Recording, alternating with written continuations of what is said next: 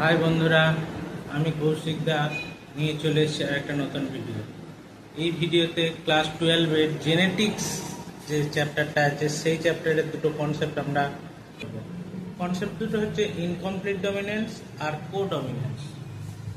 Incomplete dominance আর কোডমিনেন্স ব্যাপার দুটো কি না, ইনকমপ্লিট দুটোতেই ডমিনেন্স থাকলে দুটোর মধ্যে পার্থক্য রয়েছে।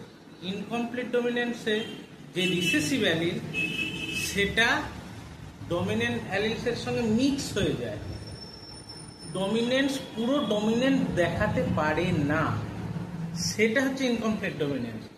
কিন্তু কোডমিনেন্স মানে কিন্তু রিসেসিভ অ্যালিলের কোনো ফাংশন নেই, রিসেসিভ অ্যালিলের কোনো ফাংশন নেই। ডমিনেন্ট যখন অ্যালিল থাকে তখন ডমিনেন্ট অ্যালিল রিসেসিভকে মাস্ক করে, কিন্তু এখানে ডমিনেন্ট অ্যালিলের সংখ্যা একাধিক, মানে ডমিনেন্ট অনেক, সবাই রিসেসিভকে ডমিনেন্ট করে, কিন্তু দুটো ডমিনেন্ট একসঙ্গে থাকলে তারা একসঙ্গে প্রকাশ করে।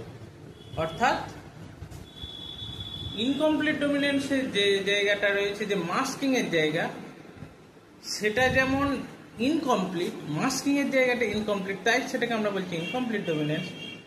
কোডমিনেন্স মাস্কিং এর জায়গাটা ফুল রয়েছে, যে ডমিনেন্ট অ্যালিল সেটা ফুল মাস্কিং করে, কিন্তু ডমিনেন্ট করার জন্য একজন নেই, অনেক কজন আছে যারা ডমিনেন্ট করবে।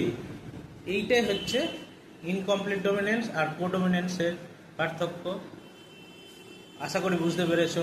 চ্যানেলটাকে লাইক সাবস্ক্রাইব করে দিতে ভুলো না। দেখা হচ্ছে আর একটা নতুন ভিডিও।